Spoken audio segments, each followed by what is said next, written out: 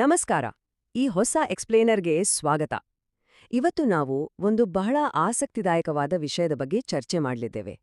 ಅದೇನಪ್ಪಾ ಅಂದ್ರೆ ಪಿತೃಪ್ರಧಾನ ವ್ಯವಸ್ಥೆ.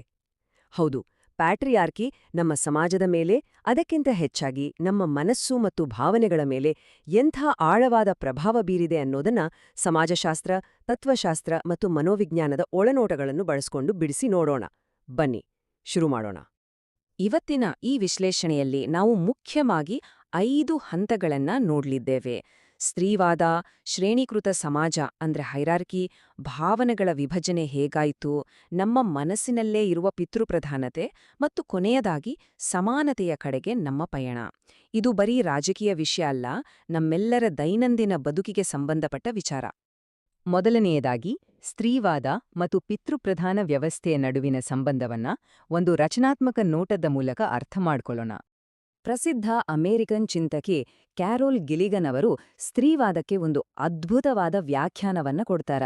ಅವರ ಪ್ರಕಾರ ಪ್ರಜಾಪ್ರಭುತ್ವವನ್ನ ಪುರುಷ ಪ್ರಾಧಾನ್ಯತೆಯಿಂದ ಅಂದ್ರೆ ಪ್ಯಾಟ್ರಿಯಾರ್ಕಿಯಿಂದ ಮುಕ್ತಗೊಳಿಸುವುದೇ ಸ್ತ್ರೀವಾದ.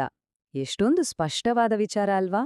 ಈಗ ಈ ಪ್ಯಾಟ್ರಿಯಾರ್ಕಿ ಅನ್ನೋ ಪದದ ಮೂಲ ಹುಡ್ಕೊಂಡು ಹೋದ್ರೆ ಇದು ಗ್ರೀಕ್ ಭಾಷೆಯ ಹಿರೋಸ್ ಅಂದ್ರೆ ಪವಿತ್ರ ಮತ್ತು ಆರ್ಚೋಸ್ ಅಂದ್ರೆ ಆಡಳಿತಗಾರ ಅನ್ನೋ ಪದಗಳಿಂದ ಬಂದಿದೆ. ಅಂದ್ರೆ ಗಮನಿಸಿ, ಇದು ಬರೀ ಪುರುಷರ ಪ್ರಾಬಲ್ಯ ಮಾತ್ರ ಅಲ್ಲ, ಇದೊಂದು ಬಹಳ ಹಳೆಯದಾದ, ಆಳವಾಗಿ ಬೇರೂರಿರುವ ಶ್ರೇಣೀಕೃತ ವರ್ಗೀಕರಣದ ವ್ಯವಸ್ಥೆ. ಎರಡನೇ ಹಂತಕ್ಕೆ ಬರೋಣ. ಈ ಶ್ರೇಣೀಕೃತ ಸಮಾಜ ಅಂದ್ರೆ ಹೈರಾರ್ಕಿಕಲ್ ಸೊಸೈಟಿ ಗಂಡು ಹೆಣ್ಣು ಅನ್ನೋ ಭೇದದ ಆಚೆಗೂ ಹೇಗೆ ಕೆಲಸ ಮಾಡುತ್ತೆ ಅನ್ನೋದನ್ನ ನೋಡೋಣ. ನಮ್ಮ ಸಮಾಜದಲ್ಲಿ ಮೇಲು ಕೀಳು ಅನ್ನೋ ಶ್ರೇಣೀಕರಣ ಅಥವಾ ಹೈರಾರ್ಕಿ ಬರೀ ಒಂದು ರೀತಿಯಲ್ಲಿ ಇಲ್ಲ. ಇದು ಜಾತಿ, ಚರ್ಮದ ಬಣ್ಣ, ಹಣ, ದೈಹಿಕ ಶಕ್ತಿ ಹೀಗೆ ಬೇರೆ ಬೇರೆ ರೂಪಗಳಲ್ಲಿ ಕಾಣಿಸ್ಕೊಳ್ಳುತ್ತೆ. ಆದ್ರೆ ಇವೆಲ್ಲದಕ್ಕೂ ಮೊದಲು ಹುಟ್ಟಿಕೊಂಡ ಅತ್ಯಂತ ಪ್ರಾಚೀನವಾದ ಮತ್ತು ಸಾರ್ವತ್ರಿಕವಾದ ವಿಭಜನೆ ಅಂದ್ರೆ ಅದು ಗಂಡು ಮತ್ತು ಹೆಣ್ಣಿನ ನಡುವಿನ ವಿಭಜನೆ. ಈ ಐತಿಹಾಸಿಕ ಸತ್ಯವನ್ನ ಬಿ.ಆರ್. ಅಂಬೇಡ್ಕರ್ ಅವರು ಬಹಳ ಮಾರ್ಮಿಕವಾಗಿ ಹೇಳಿದ್ದಾರೆ. ಮೂಲ ಪಠ್ಯದಲ್ಲಿರುವ ಅವರ ಈ ಮಾತನ್ನೊಮ್ಮೆ ಗಮನಿಸಿ. ಜಗತ್ತಿನ ಮೊದಲ ಶೋಷಿತೆ ಹೆಣ್ಣು. ಇದು ನಿಜಕ್ಕೂ ನಮ್ಮನ್ನ ಕಾಡುವಂಥ ಒಂದು ಪ್ರಬಲವಾದ ಸತ್ಯ. ಪ್ರಜಾಪ್ರಭುತ್ವದ ಮೂಲ ಮಂತ್ರವೇ ಎಲ್ಲರೂ ಸಮಾನರು ಅನ್ನೋದು. ಆದ್ರೆ ಪಿತೃಪ್ರಧಾನ ವ್ಯವಸ್ಥೆಯು ಸೃಷ್ಟಿಸಿರುವ ಈ ಆಳವಾದ ತಾರತಮ್ಯ ನೇರವಾಗಿ ನಮ್ಮ ಪ್ರಜಾಪ್ರಭುತ್ವದ ಆದರ್ಶಗಳಿಗೆ ವಿರುದ್ಧವಾಗಿದೆ. ಸಮಾನತೆ ಇಲ್ಲದೆ ಪ್ರಜಾಪ್ರಭುತ್ವ ಉಸಿರಾಡಲು ಹೇಗ್ತಾನೆ ಸಾಧ್ಯ? ಈಗ ಮೂರನೇ ಭಾಗಕ್ಕೆ ಬರೋಣ. ಈ ವ್ಯವಸ್ಥೆ ನಮ್ಮ ಮಾನವ ಸಂವೇದನೆಗಳನ್ನ ಅಂದ್ರೆ ಹ್ಯೂಮನ್ ಎಮೋಷನ್ಸ್ನ ಹೇಗೆ ಕೃತಕವಾಗಿ, ಅಸ್ವಾಭಾವಿಕವಾಗಿ ವಿಭಜಿಸಿದೆ ಅನ್ನೋದನ್ನ ನೋಡೋಣ. ಪ್ರಕೃತಿಗೂ ನಮ್ಮ ಸಿಸ್ಟಮ್ಗೂ ಇರೋ ವ್ಯತ್ಯಾಸ ಇಲ್ಲೇ ಗೊತ್ತಾಗೋದು. ಪ್ರಕೃತಿ ಗಂಡು ಹೆಣ್ಣುನ ಕೇವಲ ಸಂತಾನೋತ್ಪತ್ತಿಗಾಗಿ ದೈಹಿಕವಾಗಿ ಮತ್ತು ರಾಸಾಯನಿಕವಾಗಿ ಭಿನ್ನವಾಗಿಸಿದೆ ಅಷ್ಟೇ. ಆದ್ರೆ ನಮ್ಮ ಸಾಮಾಜಿಕ ವ್ಯವಸ್ಥೆ ಏನ್ಮಾಡ್ತು? ಅದು ಮನುಷ್ಯನ ನಡವಳಿಕೆ, ಗುಣ, ಅನುಭವ ಮತ್ತು ಭಾವನೆಗಳನ್ನೇ ಇಬ್ಬಾಗ ಮಾಡ್ಬಿಡ್ತು. ಪ್ರಕೃತಿ ಮಾಡ್ದನ್ನ ಈ ಸಿಸ್ಟಮ್ ಕೃತಕವಾಗಿ ಮಾಡ್ತು. ಈ ಅಸ್ವಾಭಾವಿಕ ವಿಭಜನೆಯಿಂದ ಏನಾಯ್ತು ಗೊತ್ತಾ? ಗಂಡು ಮತ್ತು ಹೆಣ್ಣಿನ ನಡುವಿನ ಸಹಜ ಸಂಬಂಧವೇ ವಿಕೃತಗೊಂಡು ಬಿಡ್ತು. ಇಬ್ಬರಲ್ಲೂ ಸಹಜವಾಗಿ ಇರ್ಬೇಕಾದ ಮಾನವೀಯ ಸಂವೇದನೆಗಳು ಒಂದ್ರೀತಿ ಸಾಂಸ್ಕೃತಿಕ ಹೊರೆಯಾಗಿ ಬದಲಾದವು. ಇದು ನಾವೆಲ್ಲರೂ ಗಂಭೀರವಾಗಿ ಆಲೋಚಿಸಬೇಕಾದ ವಿಷಯ. ಇಲ್ಲಿಂದ ನಾವು 4ನೇ ವಿಭಾಗಕ್ಕೆ ಹೋಗ್ತಾ ಇದ್ದೀವಿ. ಕಣ್ಣಿಗೆ ಕಾಣದ ಸರಪಳಿಗಳಾಗಿ ನಮ್ಮನ್ನ ಬಂಧಿಸಿರೋ ಮಾನಸಿಕ ಪಿತೃಪ್ರಧಾನ ವ್ಯವಸ್ಥೆ.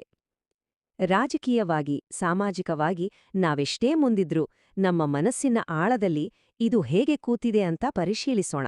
ಈ ಸಿಸ್ಟಮ್ ಯಾರಿಗೂ ಒಳಿತು ಮಾಡಿಲ್ಲ ಅನ್ನೋದನ್ನ ಪಠ್ಯವು ಬಹಳ ನಿಷ್ಪಕ್ಷಪಾತವಾಗಿ ವಿವರಿಸುತ್ತೆ.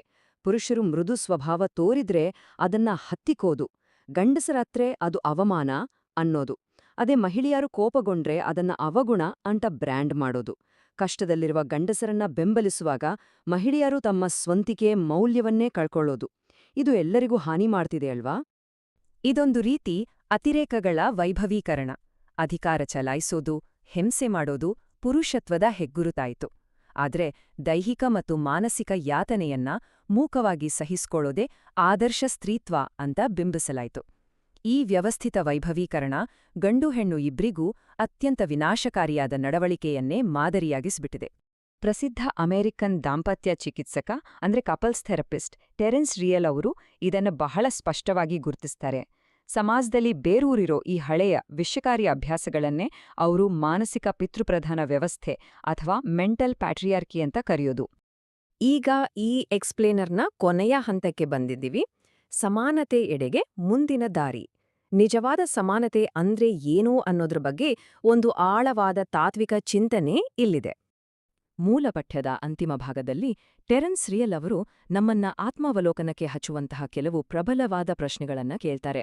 ಈ ಪ್ರತಿಯೊಂದು ಪ್ರಶ್ನೆಯೂ ನಮ್ಮ ನಂಬಿಕೆಗಳನ್ನ ಅಲ್ಲಾಡಿಸುವಂತಿದೆ. ಮೊದಲನೇ ಪ್ರಶ್ನೆ, ಮಹಿಳೆಯರನ್ನ ಭಾವಜೀವಿಗಳು ಅಂತ ಕರೆಯೋದು ನಿಜವಾಗ್ಲೂ ಅವ್ರ ಬಗ್ಗಿರೋ ಗೌರವನ, ಹೊಗಳಿಕೆನ ಅಥವಾ ಕೇವಲ ಒಂದ್ರೀತಿ ವೈಭವೀಕರಣನ? ನಮ್ಮ ಸಮಾಜ ಕೊಟ್ಟಿರುವ ಇಂತಹ ಹಣೆಪಟ್ಟಿಗಳನ್ನ ಪ್ರಶ್ನಿಸೋದೇ ಈ ಹೈರಾರ್ಕಿಯನ್ನ ಕಿತ್ತೊಗೆಯುವ ಮೊದಲ ಹೆಜ್ಜೆ. ಎರಡನೇ ಪ್ರಶ್ನೆ, ಭಾವನೆಗಳನ್ನ ತೋರ್ಪಡಿಸದೆ ಕಲ್ಲಾಗಿದ್ರೆ ಅದು ಪೌರುಷನ? ಆ ರೀತಿ ಗಂಡಸರನ್ನ ಗೌರವಿಸೋದು ನಿಜವಾದ ಗೌರವವೋ ಅಥವಾ ನಮ್ಮ ಸಮಾಜದ ಅಜ್ಞಾನವೋ? ಪುರುಷರನ್ನ ಭಾವನಾರಹಿತ ಯಂತ್ರಗಳಂತೆ ಮಾಡುವ ಈ ವ್ಯವಸ್ಥೆಯಿಂದ ನಿಜಕ್ಕೂ ಯಾರಿಗಾದ್ರೂ ಲಾಭ ಇದೆಯಾ ಅಂತ ನಾವು ಯೋಚಿಸಬೇಕು. ಮೂರನೇ ವಿಚಾರ, ಮೃದು ಸಂವೇದನೆಗಳು ಬರೀ ಹೆಣ್ಣಿಗೆ ಸೀಮಿತ ಅಂತ ಹೆಮ್ಮೆಯಿಂದ ಒಪ್ಕೊಂಡ್ಬಿಟ್ರೆ ಅಂತಿಮವಾಗಿ ಅನ್ಯಾಯವಾಗೋದು ಯಾರಿಗೆ? ಮಾನವೀಯ ಸಂವೇದನೆಗಳನ್ನ ಕೇವಲ ಒಂದು ಲಿಂಗಕ್ಕೆ ಮಾತ್ರ ಸೀಮಿತಗೊಳಿಸೋದ್ರಿಂದ ಇಡೀ ಮಾನವ ಕುಲವೇ ದೊಡ್ಡ ಬೆಲೆ ತರಬೇಕಾಗುತ್ತೆ.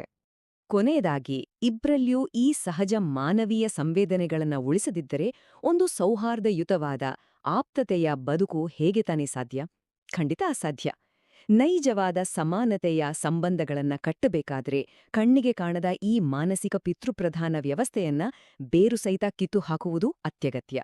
ಈ ಪ್ರಚೋದನಾಕಾರಿ ಯೋಚನೆಯೊಂದಿಗೆ ಇವತ್ತಿನ ಈ ಎಕ್ಸ್ಪ್ಲೇನರ್ ಅನ್ನ ಮುಗಿಸೋಣ.